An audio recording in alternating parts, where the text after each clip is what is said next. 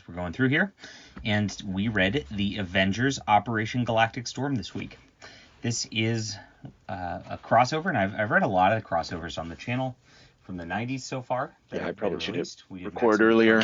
Don't know what the hell I was thinking. There we go. We did turkeys. Yeah. Yeah, that's true. Fucking happy Thanksgiving, everybody. Happy Thanksgiving. Canada? Yeah. Only Canada. Ooh. America's, they're like, no, because they're November people, aren't they? Like, today for them is just like another fucking business day or something, or it's... Yeah, they like to give her, though, when their Thanksgiving comes along on whatever fucking awkward day it is. Yeah. So, you know, happy Thanksgiving in the future, American listeners. Happy Thanksgiving today. Not that you'll be listening to this today, so it doesn't really, you know. Yeah, we don't know. No one's really Continue to give her. Yeah. Yeah, just give her. Yeah. Just like, speaking of giving her, the Operation Galactic Storm. Yeah. So what, if I might ask, well, this is a Stan Lee Presents. Looks like part 1's firing up at Captain America number 398. Mm-hmm. March 1992. Pardon me a second. Just gotta clear my me. Yeah, this is Mark Gruenwald, and art by Rik Levins, and both these guys are dead. May they rest in peace. Mark Gruenwald, he died of a heart attack in 1996. And Rik Levins, he got the cancer apparently, so it's kind of a sad end here. Yeah. Wow. Yeah, Mark had he wrote Captain America. I didn't know this. He wrote Captain America for 10 years, from 1985 to 1995, from issue 307 basically to 443, which is crazy. That's wild. From what I'm sampled here, he was a beautician, and there's a quiet charm to all of this that I had always, because of Rik Levins' art and also like the constant thought balloons. Not a big fan of the thought balloon. I like that. I like to, if you're gonna be heavy-handed, I like that you go on with some absurd dialogue and just blast me a random thought in between too, so that I'm like, oh wait, what? Yeah, it's full. It's a full plate. And this is like we're saying, the beginning of Operation Galactic Storm. This was a 19-part series, which ran from March 1992 to May of 1992 in all of the various Avengers comics at that time. And I had wanted to cover this for a while, but I thought it would be suicidal to try to do the whole thing all at once, and I didn't want to do like half of it. So I was like, okay, let's take it one piece at a time. Let's really savor this 19-part mini edition of the Galactic Storm. Yeah. Now, did Mark write all of the Galactic Storm, and what led you to this? Well, I collected these in the newsstand when I was a kid. I guess I was 12, and so I like it has it has an ending. It has an ending that is kind of interesting, and I don't know. We never covered these particular writers, Mark Gruenwald, Bob Harris, who else are we going to get in all of this? Len Kaminsky, just these jobber. Roy Thomas is going to make an appearance with his, I don't know, son, Dan Thomas. I don't know who Dan Thomas is, and it's just a cavalcade of hackery with a bunch of people from the Marvel bullpen, like guys who came up in the 70s and found their careers in the 80s, except for obviously Roy Thomas, and I'm sure people will correct me, but generally speaking, that's what we're looking at here. And I don't know if you've ever used the phrase cavalcade of hackery. Yeah, well, that's and this is kind of it's a real nerd fest. It's right in deep into the bowels of Marvel universe continuity. Like, it's basically a sequel to the Kree Skrull War. Is my although I've never really read the Kree Skrull War because it's fucking boring. Although some of the art's pretty good. A lot of people are going to be like, but they're wrong. Yeah, man, I don't understand how you like. This is supposed to be Galactic Storm Part 1, and like, I'm like, it's not even a good start to a story. Yeah, you're thrown into, it's all about continuity, and that's the thing about these guys. Yeah, he's observing so much fucking continuity that you can't even tell a story. Mm-hmm. Which is awesome. Also, yeah. My favorite, actually, I like a descriptive panel, a little dialogue, maybe some witty banter, and a thought bubble all in one panel. Yeah, if you can do it. Yeah, maybe some like an editorial comment, footnote. Get some of that going on too. The quad. Yeah. Known in the industry as the quad. So yeah, I don't know. We don't have to like go page by page on this because like that, there's not really much to dig into. But I thought we would just do little mini episodes on each of these. Just give ourselves a little treat from time to time. And this one's Captain. So it's basically, what do we think of the cover? Let's maybe start there. I really like it. Kind of looks like a Liefeld kick. Yeah, like it's this Levins guy. He's not an Image fella. Like he's part of Gruenwald's run from issue 387. So he's not part of the Image revolution or anything like that. It shows. There's not no, much. they didn't need him to come with. Yeah. They're like, it's okay. Yeah, you just keep drawing Cap. Yeah, high five, buddy. Yeah. That monster though, War Star, he looks pretty good. Looks like Yeah, like a proper mech. Pretty cool. Yeah. Actually, the Cap got his scrambled eggs fucked over right when he was right. I can't believe they got attacked like a mech like that. Like a full blown fucking space mechanoid attacks them right at breakfast. Yeah. That's fucking animalistic. I like he orders. Like, what are you having? Like, everything's so mundane in this book. Like, just the most. All right.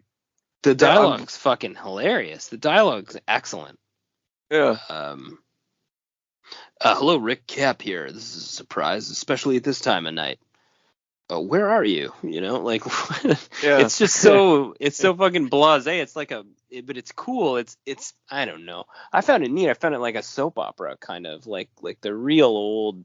This felt like the proper old fashioned, Yeah, no, well that's it. Like that's why I kind of wanted to look at these because it's 92, but it's written like something out of the 70s or the 80s. Really suits Cap, for me. That's fair. Because I like the idea that he speaks that way anyway. Mm-hmm. And then I'm also a bit of a fan of Rik Jones. Rik Jones is fucked over here. He's got some like pervy Captain America fever dreams about the Supreme Intelligence, the Kree Supreme Intelligence, which is this fucking squid face guy. Yeah, and he said, also I'm a little confused as to where Rik Jones is because he gets up out of bed.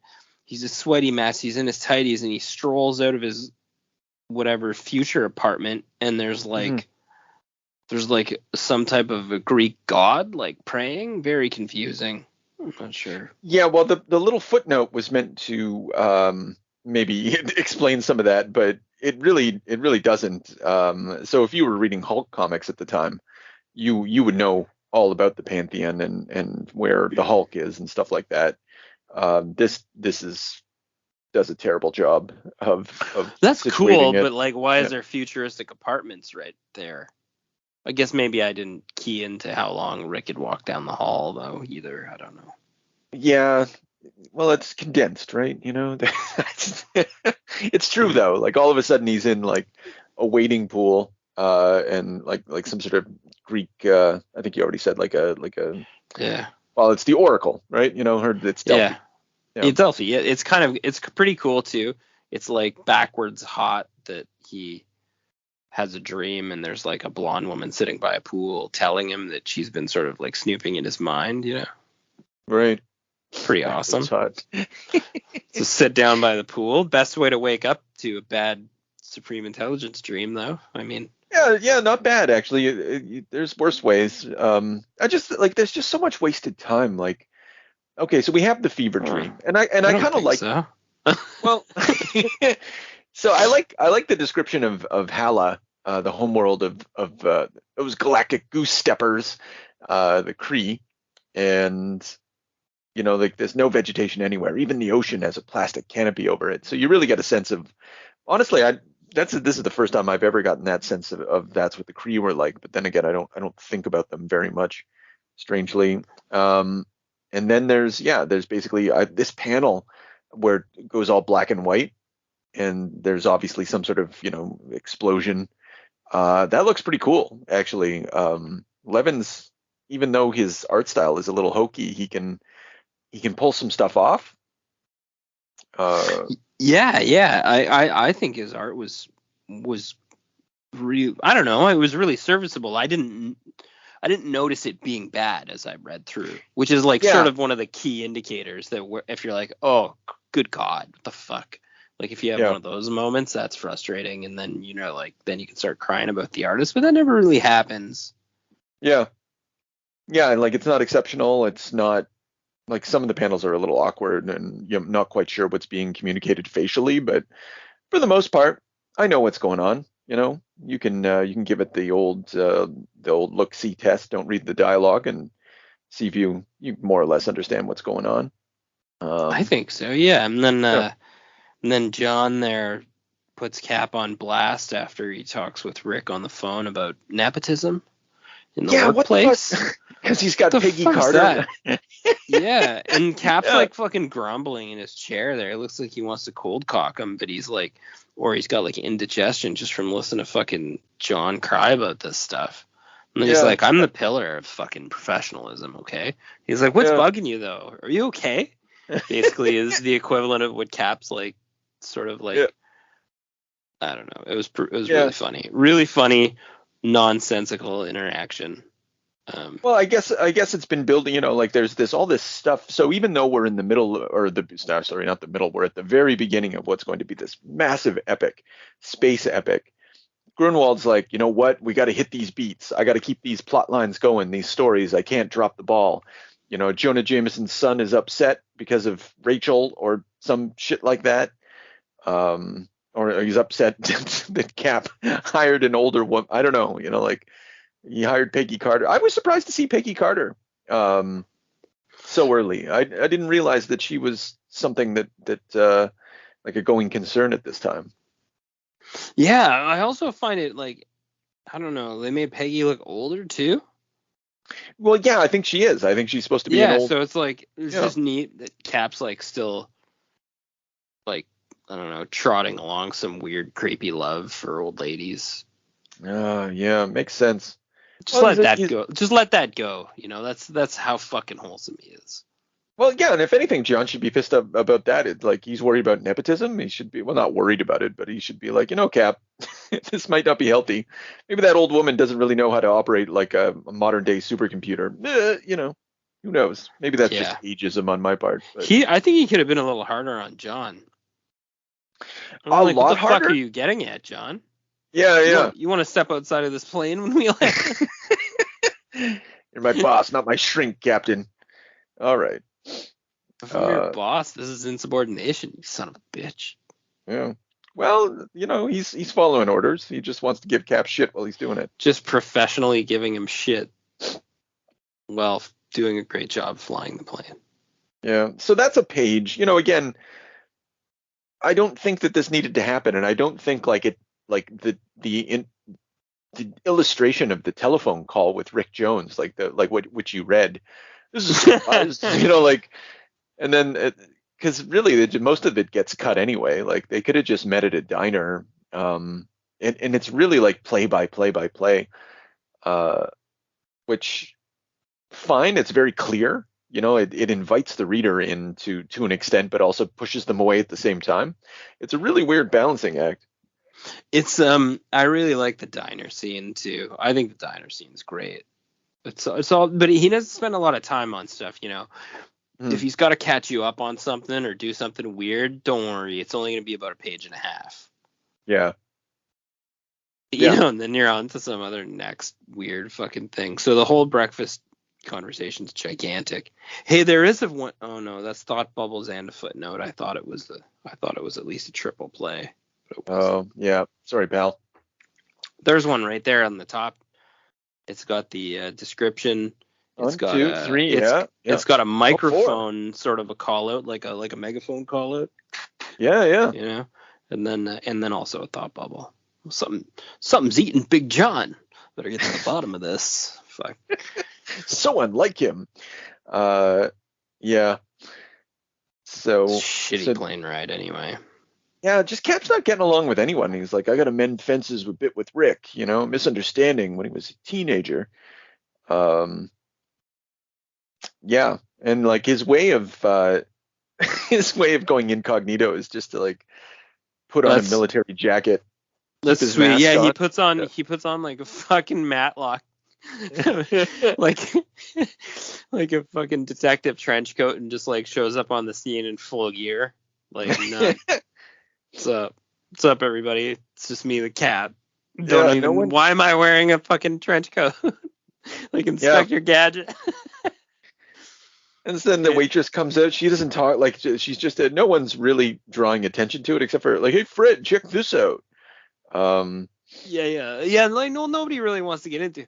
I mean, maybe they're like, that's Captain America right there, but he's wearing his trench coat, so obviously he just wants to have breakfast. Yeah.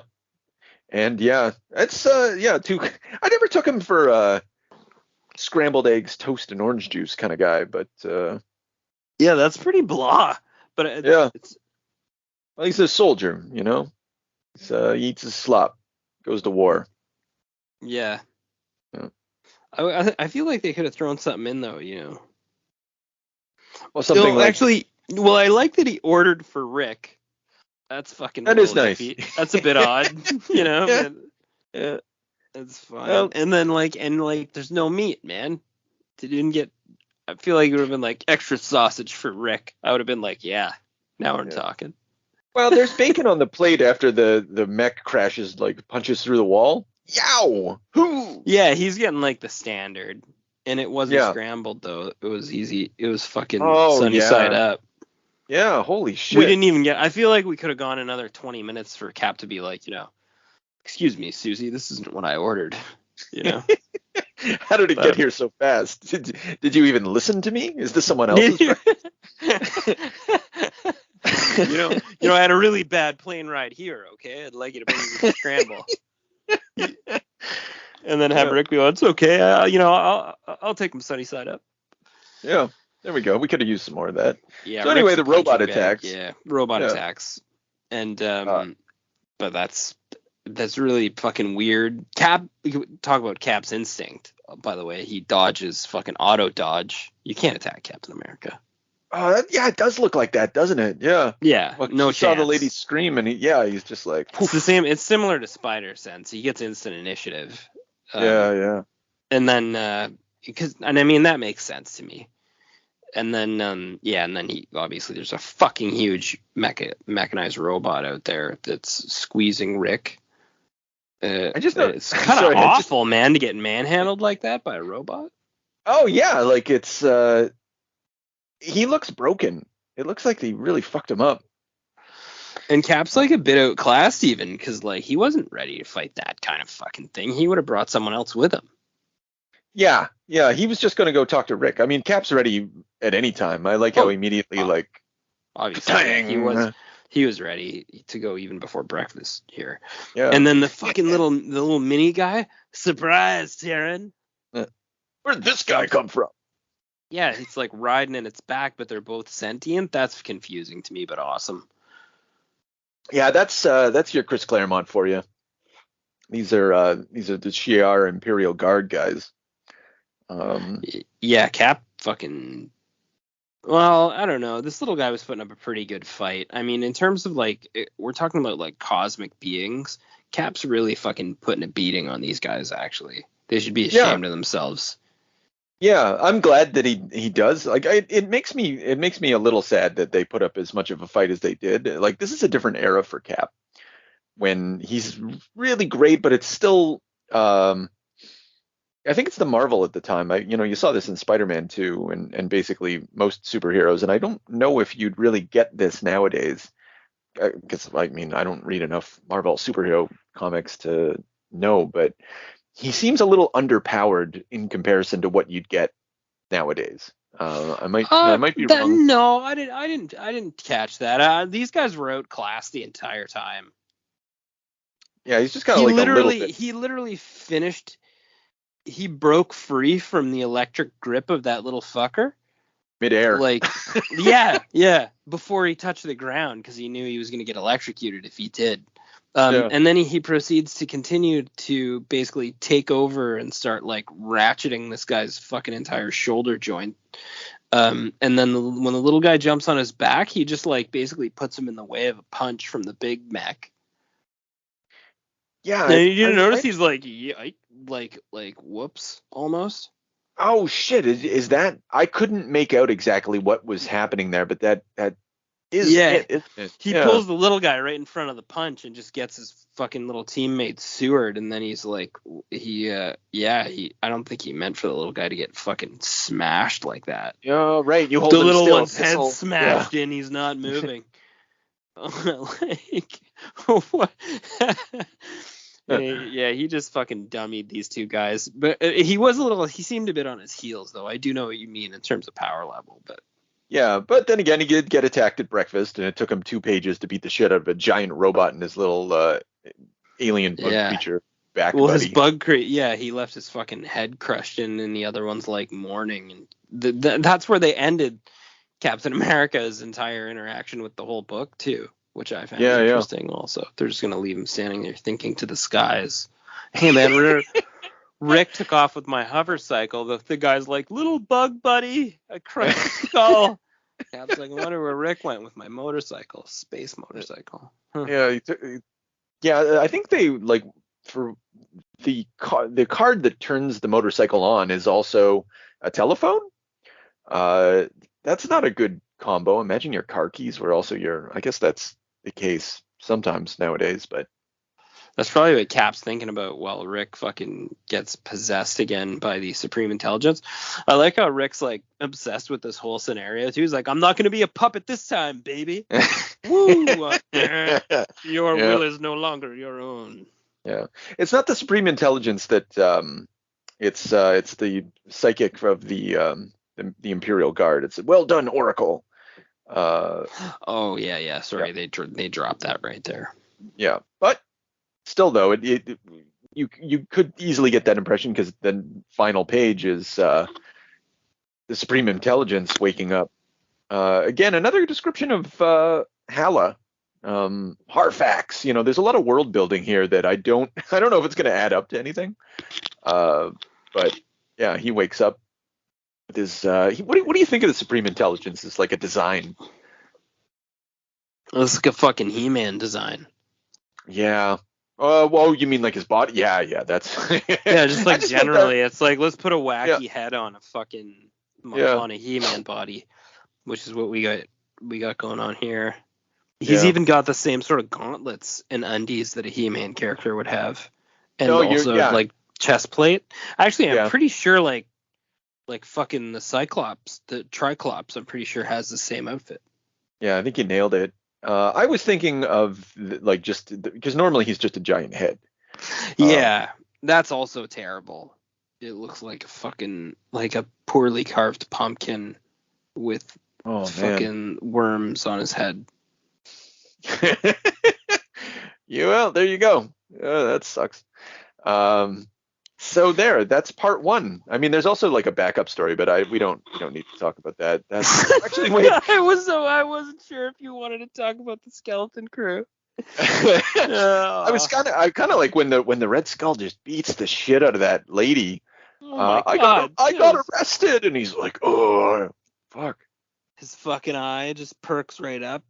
Yeah. And he just psychopathically beats the crap out of her in a children's comic. That's like, this is like in the midst of, like, this wasn't okay.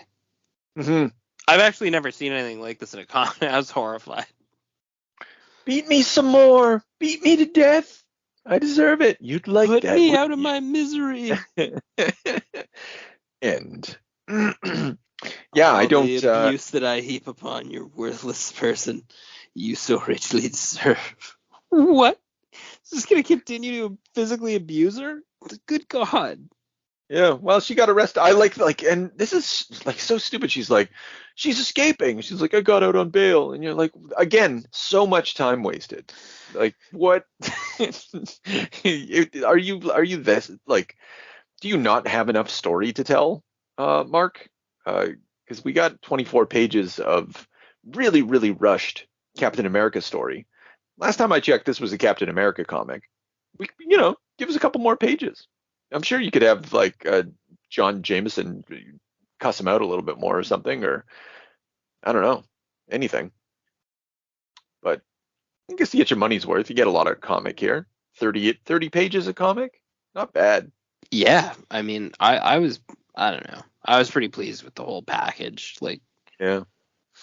And so yeah, well, good, because like pretty much this is this is the level we're playing at here. So yeah, the game is afoot. We don't quite know yet what's going on, but there's a mystery that's going to need to be solved. And the next time it's going to be solved is in Avengers West Coast issue 80. So I don't know when we'll cover that, but pretty soon. Pretty soon, because I don't know soon. why, but I'm pretty pleased with this whole thing. Yeah. No, it's going to be great. All right. Until then. Now, all we need is a little energon and a lot of luck.